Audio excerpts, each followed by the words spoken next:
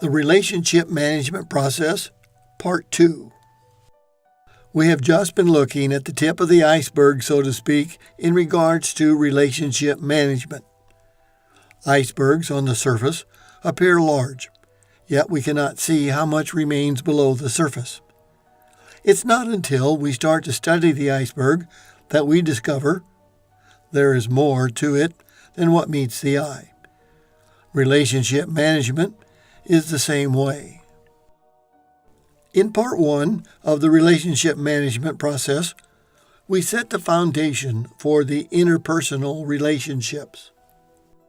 We identified the 6 relationship levels and the 6 major influences that affected our thought process. We touched on emotional response and perception. We identified society's acceptable behavior patterns in relationships. We identified the 10 levels of a relationship, and we asked the question, what is the level of most of your relationships? Do you have a relationship, or do you know of anyone who has had a relationship that was 9 or better? Yes, there has been thousands who have died for family, friends, and country. Relationships are the most important aspect in life. If we are to be successful in life, we need to improve our ability to develop good relationships. Then, work to keep them. In Part 2 of Relationship Management, we'll look at how relationships mature. Relationship management levels 5 and 6 should have been learned early in life. The experience that you gained in dealing with siblings in the family, preschool, or kindergarten are at this level. If you did not learn how to interact properly during your early years, you will have a more difficult time with the other levels. One thing to remember is that you have no control over others' attitudes or actions. We're going to focus our attention on levels 2 and 3. We'll have to give up level 1 and deny ourselves if we are to reach a 7 or better on the relationship scale. You will find that when you are able to develop meaningful relationships on levels 2 and 3, then the other levels will fall into line. So you met someone special. I mean, really special. The emotions have pushed the relationship to an 8, and it's headed for 10.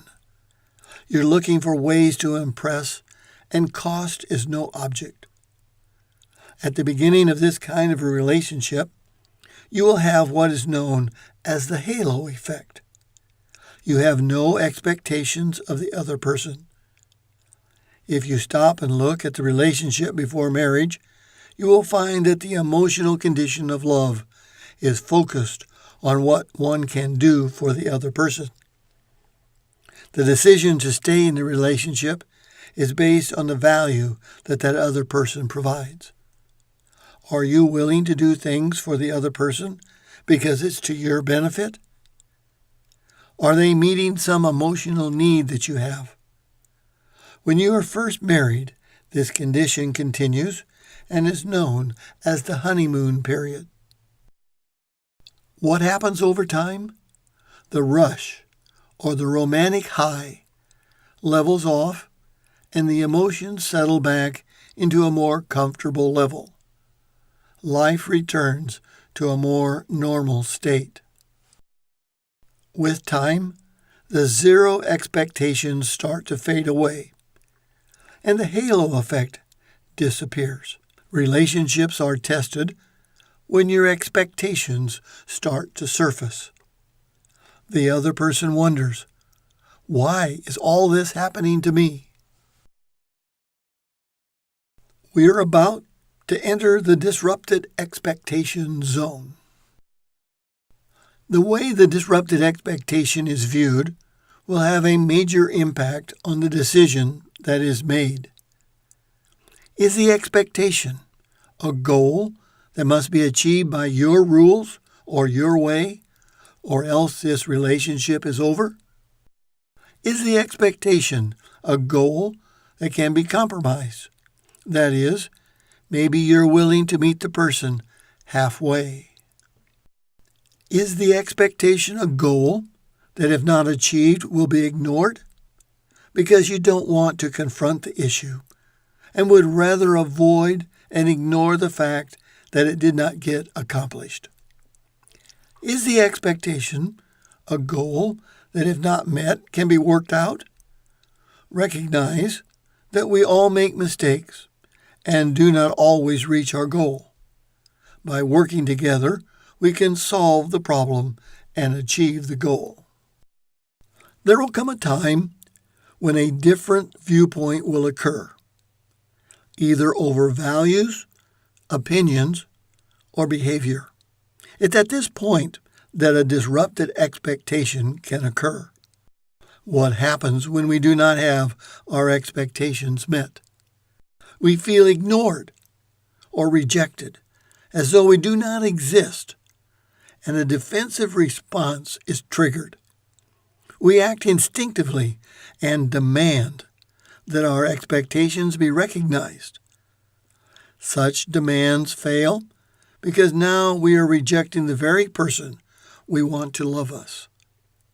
Both sides feel threatened, and angry words are just a breath away. Disrupted expectations can be divided into two groups: unfulfilled and hidden. An unfulfilled expectation is a responsibility that you have failed to keep. Example, you forgot to take the garbage out this morning. You forgot to pick up the children from school. You forgot to pick up your wife's dress from the cleaners for tonight's party. It's too late now. You forgot to... You fill in the blank. You failed to live up to an expectation or a responsibility. What about the hidden expectation? Well, if you don't know, I'm not going to tell you. Ever heard that phrase? So why did you forget your anniversary yesterday? It was how many years? Better get it right, or you'll have missed another hidden expectation. You're supposed to remember these things. It's expected of you. When you have hidden expectations of another, you're not communicating in a clear, honest manner, and are as guilty as the person who did not meet your expectation. When people don't take your hint, what happens? You most likely will become angry with them. Remember, anger is a demand. I demand an apology from you for not doing what I expected you to do. The demand is communicated by feelings and actions, not by words. Focusing on what others should know or should do does not help the situation. The way to avoid hidden expectations is to communicate and tell them what you expect. If the disrupted expectation is not addressed, it will turn into a conflict. How many families are in conflict because of expectations not being met? You are now entering the decision zone. You have three paths that a decision can take: avoidance, aggressive, and appropriate. Before we look at the three paths, let's go back to when the relationship first started, before the failed expectation. At first, the relationship is new and exciting, high enchantment. As the relationship matures, we see flaws in the other person. Now, they did not just start. They were there all along.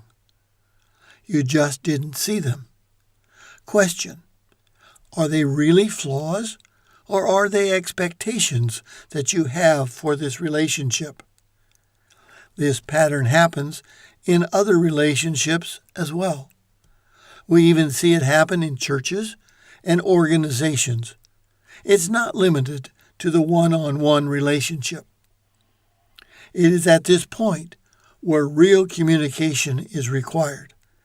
Otherwise, the relationship will start to fade.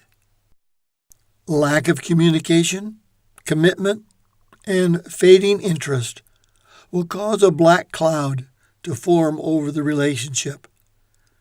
The attitude is, I can find someone new who will appreciate me more. Who needs him anyway? Yet, you may stay in the relationship. What we have here is a disappointment in the relationship, either real or imagined.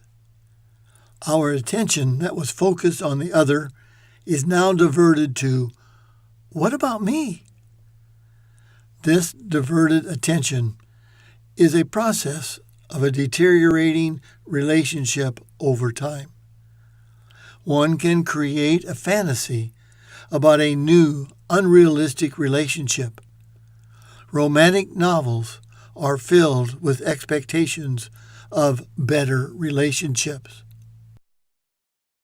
You look for someone new, or you may find a new romance in a book. Over time, a new interest may develop, and separation occurs from the other. Notice that in relationships where there is no real commitment, the new interest starts before the separation occurs, and the curve starts over. This pattern then repeats itself, and the person finds that they are always looking for the fantasy relationship. Looking back at past relationships, they may say, well, so-and-so wasn't really that bad after all, as compared to. In Part 3 of Relationship Management, we'll look at the decision that we made as a result of the disrupted expectation.